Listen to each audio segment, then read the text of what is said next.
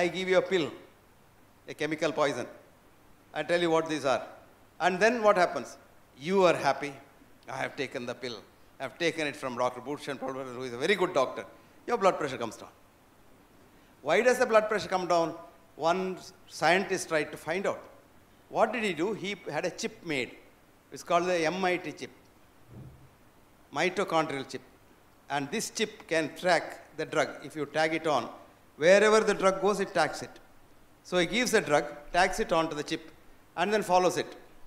And he found that every reductionist chemical drug that he used was accepted first, goes into the stomach.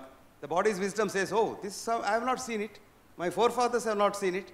My generation has not seen it. It must be a poison. So it must be eliminated, goes to the river.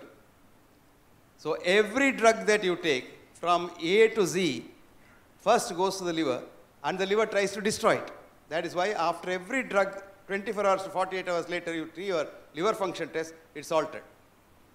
Then sometimes the liver cannot destroy the whole thing. Some of it comes out, which is called first pass effect. This first pass effect was known to us even when I was a pharmacology student. But our professors didn't know what is first pass effect. Now we know what it is. Now then what we do, that is not enough. So we now know pharmacokinetics, pharmacodynamics. So we give more dose, more drug. And all these do what is called adverse drug reactions, ADR. So mind you, every drug has an adverse drug reaction. Every drug may not be useful to you, but every drug has an adverse drug reaction. That's why I coined this phrase, while there is no pill for every ill, there is an ill following every pill. It's absolutely true. It's out of experience, long experience I have said, for every pill there is an ill. So I tell doctors, tell the patient before you give a tablet, two things, A, NNT, B, ADR. NNT is number needed to treat, because all our drugs are statistically significant. Not useful for everybody that you give. Supposing I give you a drug like statin, let us say. The NNT is 300, which means 1 in 300 people whom I prescribe statin will get benefit. So some of us, are fanatics, they say, okay, 1 in 300 chance I'll get benefit out of statin, I'll take it.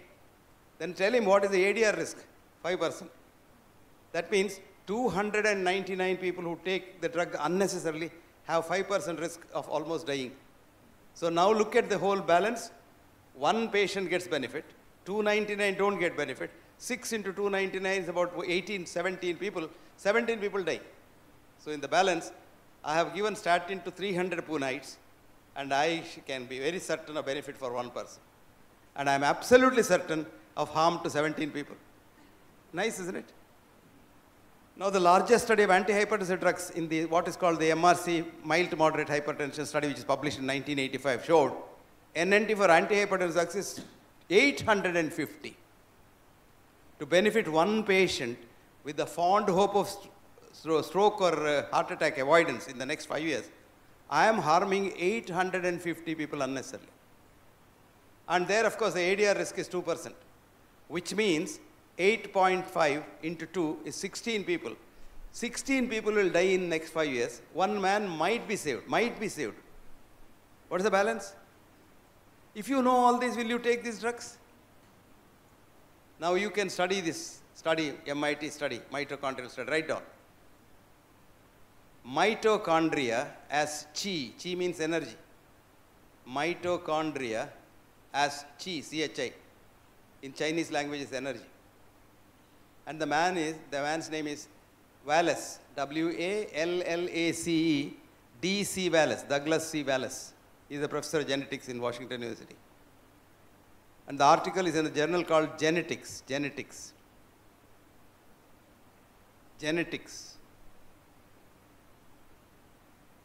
Okay? Year is 2004. I'm sorry, 2008. Volume is 179. And page is 727. Please read this. All these articles are free in the internet. Read that. And go and read it. It's a 10-page article. It will take at least 2 days to understand it because very complicated genetics in it. And very interesting message is the Ayurvedic drugs which he tried, not from India, the Tibetan drugs, herbal drugs he tried, they were not having any one of these reactions. It goes inside and tags and gets digested, goes into the system, does good or doesn't do good, but doesn't harm. and doesn't go to the liver. So the liver is, today we have an epidemic of what's called non-alcoholic cirrhosis, which I have never heard when I was a student in the 50s.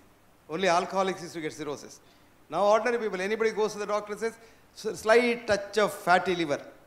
My God, I get about 100 and 150 consultations, free consultations, the email every day. Half of it is fatty liver. I went for a checkup. I have fatty liver. And for a change today, I had a Delhi University professor, senior professor, who wrote to me, Professor Hegde, I'm coming to 65. I have not seen a doctor so far. My wife pesters me every day, I must have a checkup.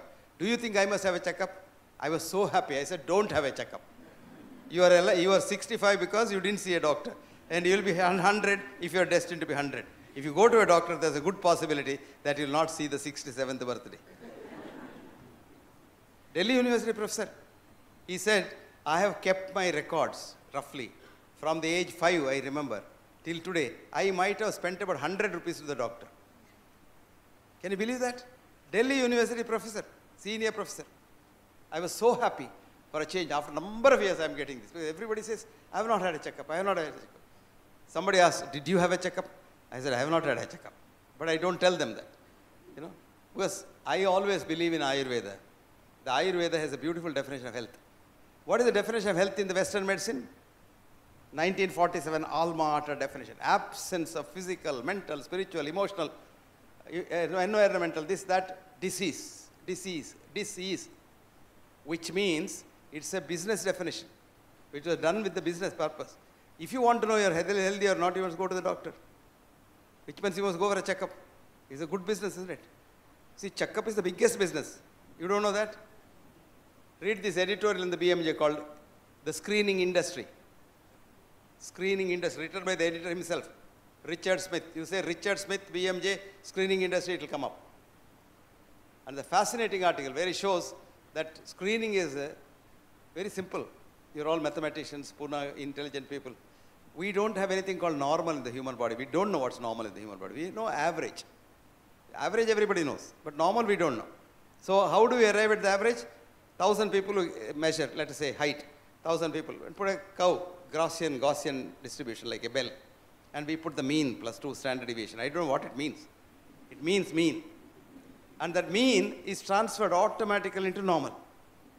What is the normal height of Indian male? 5.4 plus minus 2. 4.5 is also normal, 6.2 is also normal, but they automatically become abnormal. It's called false positive. So for every one measure that you do, you get about 25 to 50 false positives.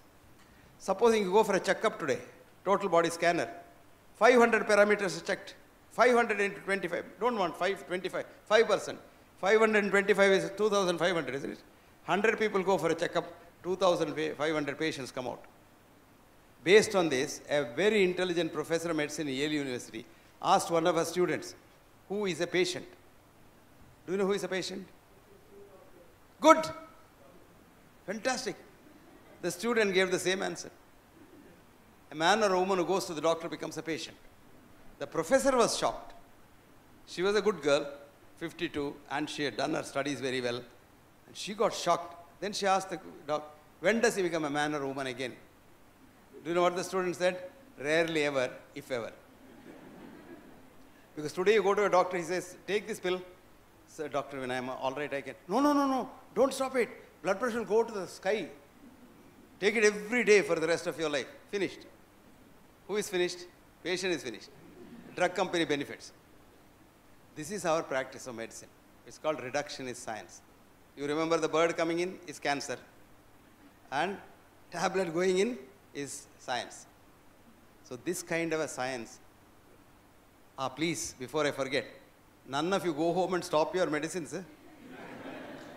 What I am giving is not the prescription, it's only story. If you want to stop your medicine and if you feel you are fine, please go back to your own doctor who has prescribed the medicine and discuss with him. No harm done. Ask your doctor 2 questions. Doctor, this pill you have given, no? What is the NNT of this pill? If your doctor knows the NNT, then you can talk to him. If he doesn't know, he has not heard of the NNT, then no use talking to him. You ask him, what is the NNT, doctor, and what is the ADR? 2 things only you have to ask.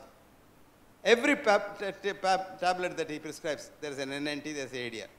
And if you don't know, don't worry about it. right? But nobody stops at home. Huh? This one fellow wrote to me the other day. I heard your lecture in Bombay, and I have stopped my blood pressure is normal. I stopped my blood pressure pill, and I'm continuing to measure it's normal. But when I went to my doctor, he shouted at you and me together, and he said, both of us are fools.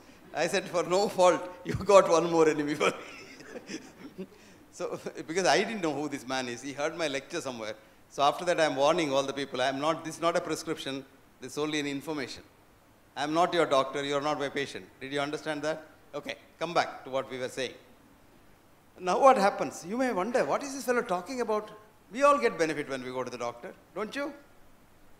Whether he gives the drug rightly or wrongly, also you get benefit. Then investigations happened as to why this happens. 4 universities came into the picture like Bhushan. There's a professor of medicine in Oxford, very bright young man like Bhushan. He almost looks like Bhushan. His name is Professor Bingal. He had 4 universities, Oxford, Cambridge, Munich, and one more university. So 4 of these universities did a study on tablets, drug effect on patients. What they did was, they took volunteers, produced severe pain in them. You can produce pain very easily. What is the best treatment for pain? Best? Huh? Pain, all are killers. They are not painkillers. What? No. Best conventional treatment. Morphine.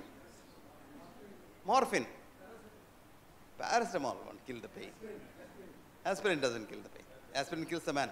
Morphine. Morphine, you agree? Anybody doesn't agree? Everybody agrees? No, they gave a morphine drip to the patient. But told the patient, this is not morphine. This is a new vitamin we have found out, vitamin B17, lateral, which will cure your disease, may not take your pain out. Would you believe 88% of the people with the morphine running intravenously did not have pain relief? Did you mark my words?